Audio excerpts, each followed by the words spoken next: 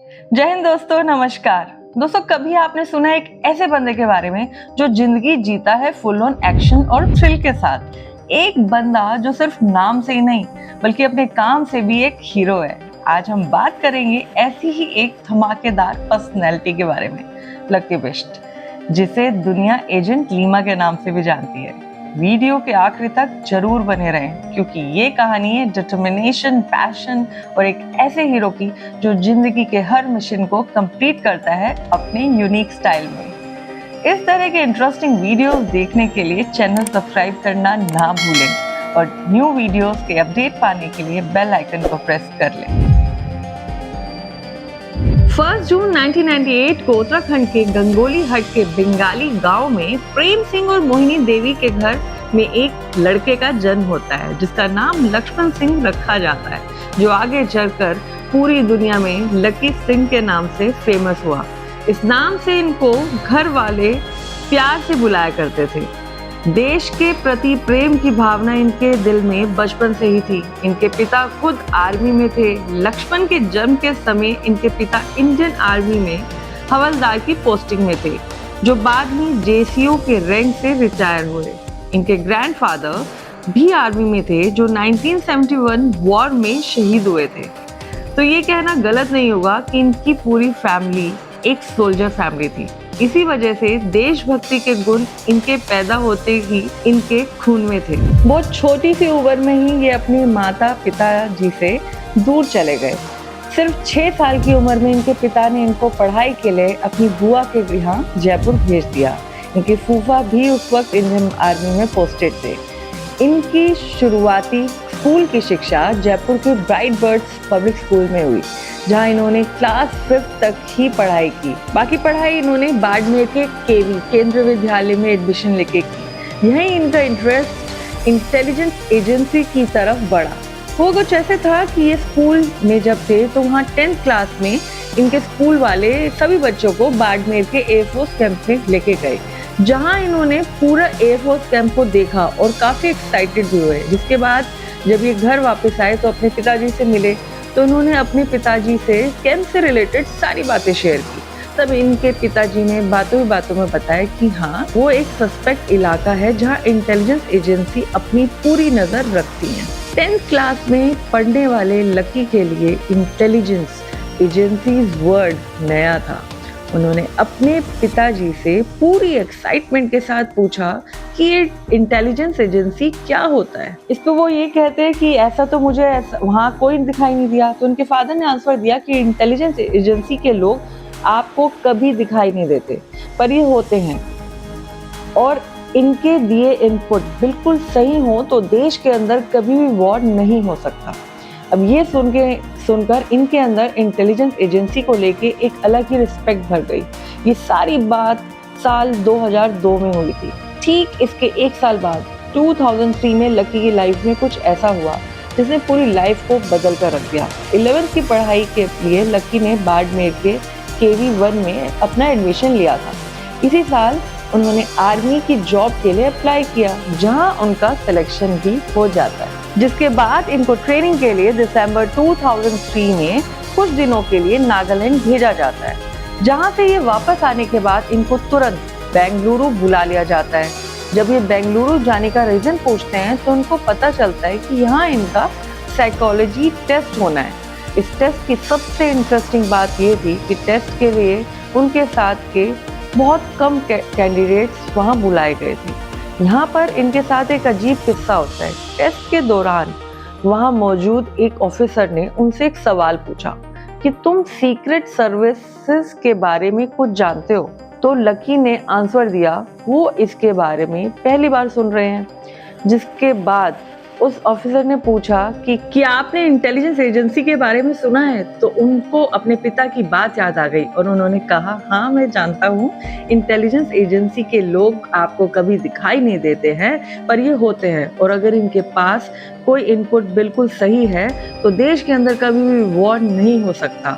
इस आंसर के साथ ही इंटेलिजेंस एजेंसी के लिए सेलेक्ट हो जाते हैं। ज्वाइनिंग के बाद अप्रैल 2004 में इनकी ट्रेनिंग की शुरुआत होती है। इनको ट्रेनिंग के लिए कुछ टाइम के लिए इजराइल भी जाना पड़ता है, जहां इन्होंने करीब 2.5 साल का लंबा समय भी बिताया। जहां इन्होंने स्नाइपर की ट्रेनिंग ली। बेलगाम कमांडो स्कूल में NSG-PAO personal security officer training भी ली। इसके साथ ही इनको बॉम्ब डिस्पोजल ट्रेनिंग और पोस्ट ब्लास्ट स्ट्रेटेजी की ट्रेनिंग भी दी गई और काउंटर सर्जिकल की ट्रेनिंग भी मिली। इस पूरी हाई कोर्ट ट्रेनिंग के लिए इनको कम से कम 2.5 से 3 साल का समय लगा। इस हाई कोर्ट ट्रेनिंग में लकी लाइफ और बॉडी में कई तरह के बदलाव लेकर भी आई। इन्होंने हाल ही में एक पॉडकास्ट में एक बात करते हुए बताया कि ट्रेनिंग से इनको एक सीख मिली जो पूरी लाइफ इनके काम आई। उन्होंने बताया कि अगर आप अपने बुरे वक्त को अपनी ताकत बना लेते हैं तो पूरी दुनिया जीत सकते हैं। इसके बाद उन्होंने कई मिशन को अंजाम भी दिया। इसके लिए करीब करीब पूरी दुनिया में घूमे। इस टाइम उनको एक कोड भी दिया गया जो था एजेंट लीमा, पर ये एजेंट लीमा यही है, इसको लेकर आज भी कुछ कंफर्म नहीं है, लेकिन लोगों का मानना है कि एजेंट लीमा इन्हीं का नाम है। इन्होंने आर्मी में असम राइफल और स्पेशल फोर्स के लिए भी काम किया। 26 नवंबर 2008 का वो काला दिन कोई भी इंडियन कभी नहीं भूल सकता। इंडिया की फाइनेंशियल कैपिटल मुंबई में ताज होटल में कई लोगों को होस्टेस बनाकर रखा गया था। मुंबई सड़कों पर उस अटैक का माहौल इतना खराब था, ना जाने कितने ही लोगों ने अटैक में अपनी जान गंवाई थी। अब उस समय लकी बिष्ट पीस कीपिंग के लिए रिपब्लिक ऑफ द कॉन्गो में थी। अब जैसे ही अटैक की खबर लकी बिष्ट तक पहुंची, उन्होंने तुरंत ही अपने सीनियर से कांटेक्ट किया और उनसे कहा कि इस वक्त हम लोगों को इंडिया में होना चाहिए क्योंकि इस वक्त देश को हमारी जरूरत है। उन्होंने अपने सीनियर से रिक्वेस्ट भी की। उन्होंने कहा कि उन्हें मुंबई एज अ वॉलंटियर ही भेज दे, लेकिन फिर उनके सीनियर ने उन्हें समझाया कि वहाँ NSG अपना मिशन को सक्सेसफुली अंजाम देगी, अभी उनके यहाँ होना जरूरी है। इसके बाद लकी को NSG में पोस्टिंग मिली, जहाँ रहते हुए उन्होंने कई बड़े नेताओं की सिक्योरिटी को संभाला। इसमें PM मोदी भी शामिल हैं। इसके साथ इन्होंने बीजेपी के सबसे बड़े नेता लाल कृष्ण आडवाणी की सिक्योरिटी का जिम्मा भी संभाला है। हमारे PM नरेंद्र मोदी के साथ भी इनका किस्सा बहुत फेमस हुआ था। जब नरेंद्र मोदी गुजरात के CM थे तो किसी प्रोग्राम के लिए उनको 1 घंटे के लिए रोड शो करना था, जहां केवल 1 घंटे बाद नरेंद्र मोदी को वापस आना था। प्रोग्राम का जाने से लेकर वापस आने तक उनकी सिक्योरिटी का जिम्मा लकी और उनकी टीम के पास था, लेकिन किसी वजह से जो प्रोग्राम था 17 दिन का हो गया। लकी के पास केवल एक जोड़ी कपड़े थे जिसे उन्होंने पूरे 17 दिन पहनकर अपना टास्क पूरा किया। जब PM मोदी ने लकी से बात की तो वो हैरान हुए कि इतनी कम उम्र का लड़का NSG में कैसे भर्ती हुआ, लेकिन जब उनको पता चला कि उनके पिता भी आर्मी में अपनी सर्विस दे चुके हैं और उनके ग्रैंडफादर 1971 की वॉर में शहीद हो चुके हैं, तो उनको उनकी बात सुनकर बड़ा गर्व महसूस हुआ। उसके बाद फॉर्मर PM ओबामा की 2000 इंडिया टूर के दौरान लकी को अमेरिका के स्नाइपर टीम के साथ काम करने का मौका मिला था। वो उसके मैथ्यू जीन के साथ काम किया था। वो उस स्नाइपर टीम के साथ हैदराबाद हाउस की टेरेस पर थे, जहां उनके पास ऑर्डर भी थे कि टेरेस के आसपास अगर कोई प्लेन या ड्रोन कोई भी चीज अगर दिखाई दे तो उसे तुरंत गोली मार के गिरा दिया जाए। इनकी लाइफ में सबसे बड़ा ट्विस्ट आता है सितंबर 2011 को, जब इनको उत्तराखंड पुलिस ने मर्डर के इल्जाम में गिरफ्तार कर लिया था।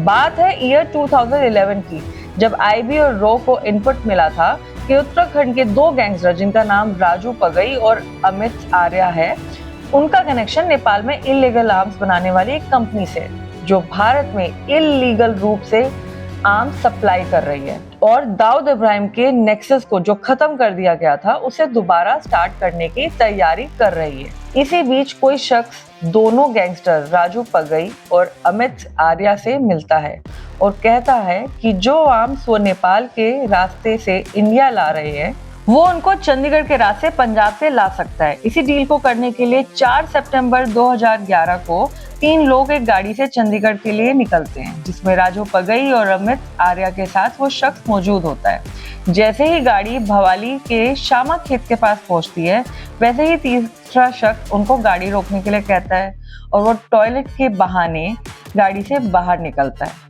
कुछ मिनट बाद वो ड्राइविंग विंडो में पहुंचता है और विंडो नॉक करता है और ओपन करने को कहता है, और विंडो ओपन होते ही ब्लैक ट्रेन से एक गोली चलाता है और एक ही गोली में दोनों गैंगस्टर की मौत हो जाती है। इस मर्डर के अगले दिन 5 सितंबर को पुलिस मर्डर वाली लोकेशन में पहुंचती है, जहां उनको दोनों गैंगस्टर की बॉडी मिलती है। अब बॉडी देख के पुलिस का पूरा शक लकी पे जाता है और उनका कहना होता है कि ये काम एक किसी ट्रेन आदमी का है। लकी को पुलिस गिरफ्तार कर लेती है। 2-3 दिन लकी को अनऑफिशियल रूप से पुलिस अपने पास रखती है। इसके बाद इन्हें कोर्ट में पेश किया जाता है और वहां से इन्हें जेल भेज दिया जाता है, करीब 4 साल। इसके बाद इनको करीबन 11 जेलों में ट्रांसफर किया जाता है। कई बार केस में जजेस को बदला जाता है। आखिर में 11 मार्च 2015 को लकी को नैनीताल सेशन कोर्ट से क्लीन चिट दे दी जाती है। कई लोगों का मानना है कि इस समय भी किसी मिशन में थे। ये थी भारत के एक्स्ट्रा ऑफिसर लकी बिष्ट की कहानी। आज का यूथ जो सोशल मीडिया इन्फ्लुएंसर्स को और गैंगस्टर्स को अपना आइडल मानने लगा है, उनके लिए गवर्नमेंट को ऐसे ऑफिसर्स की स्टोरी को बाहर लाना चाहिए, जिससे यूथ पर इसका अच्छा इम्पैक्ट पड़े और उनमें भी देश की सेवा करने का ऐसा ही जज्बा पैदा हो। आपको क्या लगता है? अपने कमेंट्स, अपने व्यूज़ हमें कमेंट बॉक्स में शेयर करें। वीडियो अच्छा लगे तो इसे लाइक और शेयर जरूर करें और चैनल को सब्सक्राइब करना ना भूलें।